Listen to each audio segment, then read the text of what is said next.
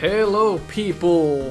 Welcome back to Nico Plays Mega Man 2.5D 1.0.1. Something weird just happened. I tried to record the game, but apparently if you try to record while the intro is going, the recording just doesn't work, so I have to start it on the menu, which is a bit weird. I guess it's two different entities, the intro and the game, so it's probably loading, I don't know, an MP4 file or something. I have no idea, that's just my guess. And that's because, that causes the recording to fail. So keep that in mind if you're doing Let's Play. If you have no idea who I am, go check my channel. I'm doing No Buster. No Buster, that would be excellent. Buster only, no miss. On all of the NES Mega Man games, I'm on the Wily stages right now. So if that tickles your fanny, go check that out. Here's one problem I found with the Bickleman Bulls. They actually go off platforms. Problem or not, that's for you to decide, but that didn't happen in the original NES games. That caught me off guard the first time. So if I went back to the NES games now, I would probably assume they drop down, and they don't. So this is one transition spot where it kind of scares me, like, holy shit! And, okay, good. That's good, I thought you were possibly gonna drop down there. Kudos. That's what you should have done on all of these transitions, not allowing you to go back. This is a good way to do so. This is by far one of the better looking stages, although I'm not a fan of the green pipes. But otherwise, it looks pretty damn good. I think Fallon mentioned in the Snupster review that he liked this game, liked this stage a lot. So that's a bit strange that the Pickleman Bulls come off platforms. Such a weird mechanic.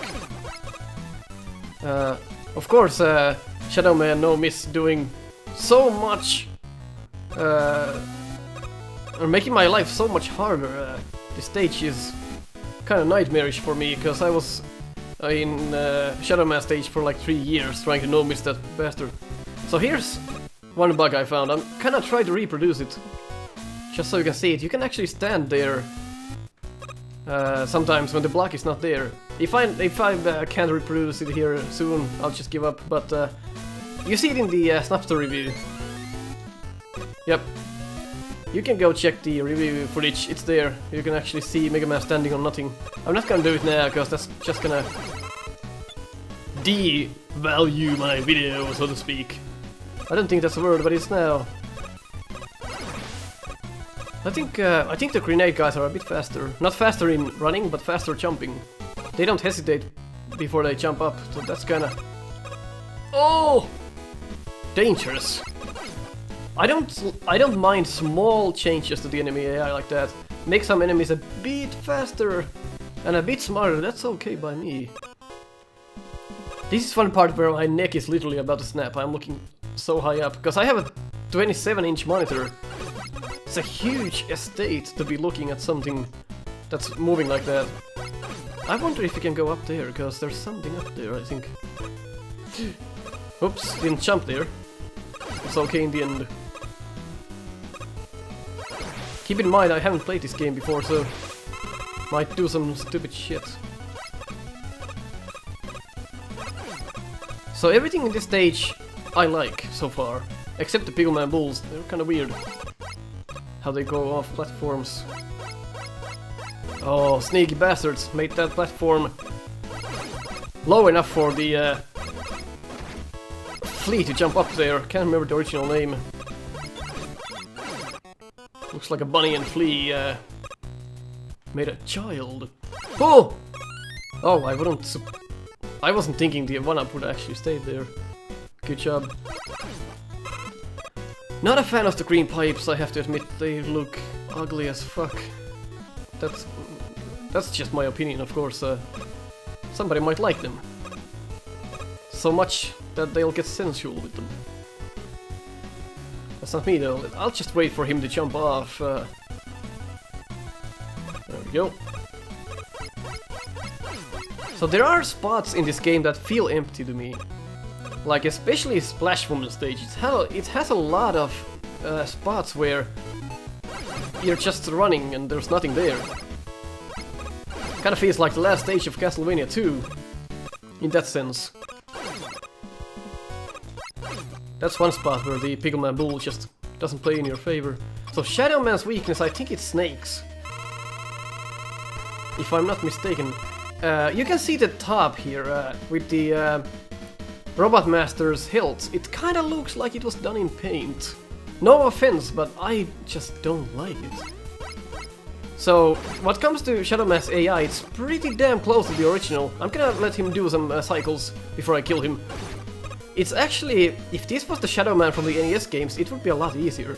But I kinda like this version better from the original, if I'm being completely honest, because this guy actually gives you a chance. Like, this is a lot easier than the NES counterpart, because the NES counterpart doesn't hesitate at all. He just does whatever the fuck he wants.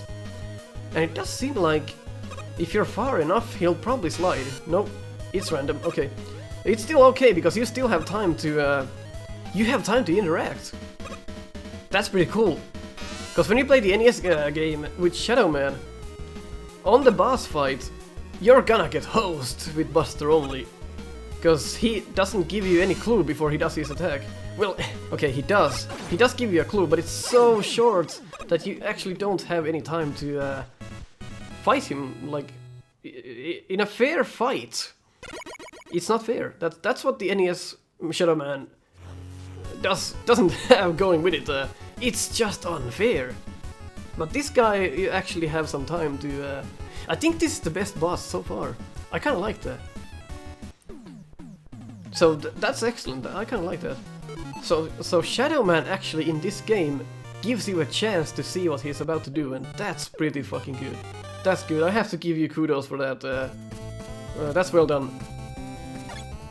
That's why I like when you improve a Robot Master AI in a way that you make him not as unfair as the original.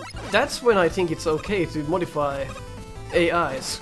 If you fix the original problem. For example, Quickman. We all know now that the problem with Quickman is that he gets stuck inside the walls. Oh my dear god. He gets stuck inside the walls, and that's why his pattern doesn't work. So he jumps inside the wall, and that's what messes up his AI. So if you fix that in your own fan game and still give him the original AI, but do it so that it actually works, that's fine by me. That's excellent if you can do that. But I don't like when you alter a full Robot Master AI. And we're about to see it here in Tornado Man stage. In the boss, actually. Oh, my bad. Completely my bad. That was just fucking dumb. So what they did with Tornado Man is... it's something that I don't like. He has the normal pattern, but the problem is that when you are positioning yourself as you would on the original game, he actually doesn't obey those rules, but he rather homes on you. I'm gonna show you what I mean. But imagine Tornado Man's normal landing phase, but then add a little homing twist in it, so that if you try to be somewhere that you think he wouldn't land on, he will. It's like if you position yourself next to him, he will actually still land on you. I'll show you what I mean when I get to the boss. It's one of the bigger problems I have with Tornado Man in this game. It's a bit unfair. It's adding challenge for no reason. And that's what I don't like. Some people actually think that Mega Man was always about unfair, and Mega Man is always about dying before you figure stuff out, but it's not. If you play the games and if you really think about how the level design works, it first shows you a difficult part and how to do it, and then it throws you into a situation for you to find out how to do it. That's how Mega Man works. It's not just random bullshit crap where the game just wants you to die. It's not like that. And you have to see past that. If you can't see past that, you haven't played the games enough. If you just think Mega Man is all about being unfair, you're completely wrong. I'm sorry to say, but you are wrong. That's just my opinion again, but if your opinion differs, you're wrong. Of course. Didn't think I'd make the jump. And I like what they did on this part. On the original Mega Man 9 Tornado Man stage, on this umbrella part, it's actually, I think it's time-based, so when you start the game, when you start the stage, the umbrellas are already going down in that section, And depends on when you come to that section, the umbrellas could be completely off whack. They could be completely out of pattern, and you could just get hit by not knowing which pattern they are currently on. So, but I think here the pattern starts when you get to that spot. That's how it was supposed to be in the Mega Man 9 game. I mean, I'm not sure if that was supposed to be like that in there, but that's what I would hope at least. Because that makes a lot of sense. It's much like in Plugman stage, where the Yoku blocks start doing their cycle as soon as you start the stage. So they're not triggered by when you get there, but they are triggered by when the stage starts. That creates a lot of problems, but those problems don't exist in this game, so that's what I like about this. And of course, I think Tornado Man's music and the remix is pretty cool here. Whenever a Mega Man game has wind physics, such as here, it kinda makes me press the buttons harder. I don't like it. It's just a personal preference, has nothing to do with the game. I just hate sections like this. And this is where they could have improved a bit. This section of the game is extremely tight. You're gonna have to do pixel perfect. I'm gonna show it to you soon. If you're just a pixel off, you're gonna have a bad time. Didn't think there would be another PB. So the section is here soon. This is the first tight jump, but this one, it's you have to be standing like this in order to make that. And another one here, you have to be on the edge of this one before you go up. Look at how little time there is. That is crazy. They could have made that a little easier, I suppose. Not sure if there is a hole there. I actually never dropped down there before. Kinda cheap, but I still figured out that there's probably a hole there because of the cloud. So again, my fault, but you can't really know where to stand on that one.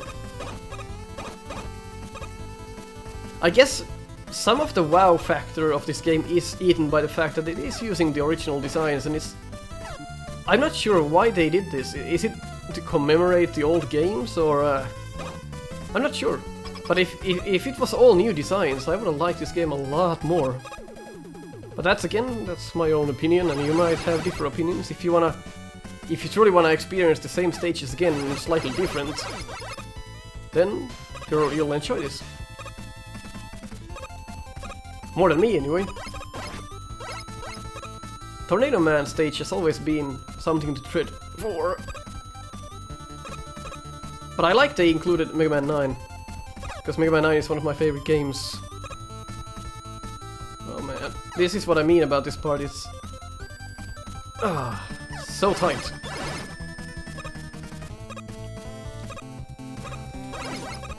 It hinders my commentary this stage.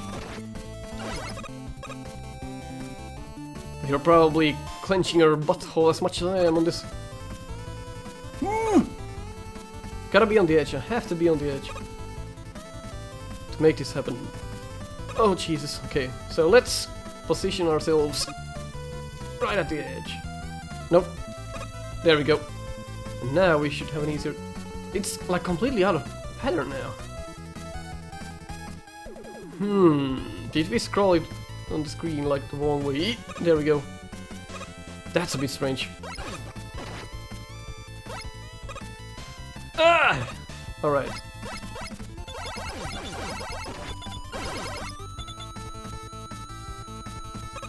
Okay, good. So, I'm gonna show you what I mean about Tornado Man here. Let's check it out. So, first things first, I'm gonna pause. In the Mega Man 9 counterpart, you can dodge these tornadoes just by running. You don't have to... well, you don't have the slide, but here you have to slide in order to dodge these. If you just walk like this, you're gonna get hit. That's not how it worked in Mega Man 9. So that's one change, and that's the other. The homing landing, that's... I can see where they're coming from. It's like, hey, it's Tornado Man, let's make him land like a tornado. And that's cool. But it kind of drives you insane when you're doing this boss, if you are used to the Mega Man 9 version. It's a double-edged sword, I think. It's just something new to get used to, I guess. That's just, he can now apparently do 3 patterns at once. So let's see if we have his weakness. I think it's the Shadow Blade. Oh no, it's not. It's actually something else. Oh wow, the time doesn't slow down the tornadoes. That's weird. Or does it? I'm not sure. Oh, that works somewhat. Wow, he deals a lot of damage. Let's use the E-Tank here if we are not making it seemingly. So one problem, because I don't fancy this game as much as I like other Mega Man games, I'm not gonna probably learn these patterns because I don't feel like it's worth my time. And again, I'm not stabbing the developer here, I'm just my opinion. If I don't enjoy the game as much, why should I try to learn it? If you are curious if I'm gonna do Case Mega Man on this, the answer is no. I don't fancy it that much. This boss fight is so far literally the hardest one. And the E-Tank, I don't like how they implemented that. I don't like that it's a weapon. Because you can accidentally use the L and R buttons like this, and you can accidentally use the E-Tank. So that should be in the weapons menu, if you ask me. Let's try to concentrate and get this guy down. I don't want to repeat the stage. Certainly don't want to repeat the stage. Serious time. That's good, okay. So that's Tornado Man, and that's my opinion about it. Let's take a sip of the coffee. A bit cold already. But that's okay, that's okay. Cold coffee is okay. I like that you can skip those cutscenes. So let's go to Starman. I know how Quickman stage looks like, but I haven't got to the boss yet. So let's do Starman first, because I actually have experience about this. First things first, looks a lot like the Starman's beginning from the NES counterpart. And of course, Tornado Man started the same way as well. It's very reminiscent of the NES games. No, I can barely get that. I don't think there's any way, unless... Whoa, okay, that's a bit strange. What's going on there? Whoa! So I don't know why it didn't work the first time. That's pretty fucking cool though. So it seems like it sometimes doesn't work. But that's a huge jump in Starman stage. I kinda like that. That could be the weakness of Starman actually. Guess we're about to find out. A cooler weapon that from a fan game than the Tornado Blow? Yeah, Tornado Blow in this game would be the Comet Dash from Mega Man Unlimited. That's one of my favorite fan game weapons of all time. Such a cool design. I'm not using a lot of the weapons because I want to see how this game is played with the Buster. And if you heard that, if you pause the game when you get energy, it kind of loops the sound for a while. So that's something to look at. Not sure why that happens. Probably gets the tone stuck for some reason. Tone. Not a musical person, so I don't know the musical terms. The metronome gets stuck? I don't know. Oh no, it sustains it. That's how you say it. Yeah, it sustains the sound effect. So let's try. Oh, I'm a dumbass. I should have first equipped the weapon. My bad. See, this is a professional show. Let's actually try to get some energy. If these things actually give energy. I don't think they do.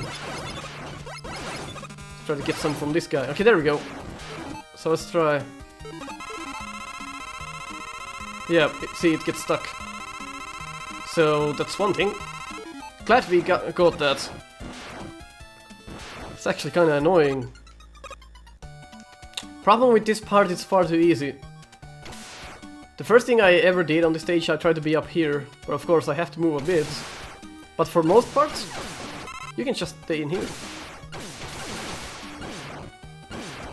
You should make some enemies appear at the top as well. This reminds me too much of Action 52 and all of the shooting space games. Took the dit. Of course, when I say it's too easy, I die. But I had low energy going in, so what do you expect? Oh, we're actually at the beginning, so that's a harsh punishment. But I've never died there before, so... Let's get back to it. Oh, that wasn't the start, my bad. Alright. So most of the time you can pretty safely stay up here. And actually this would probably be the best part, because the missiles come from there and you get hit rarely. We'll see. Obviously you gotta do some maneuvering.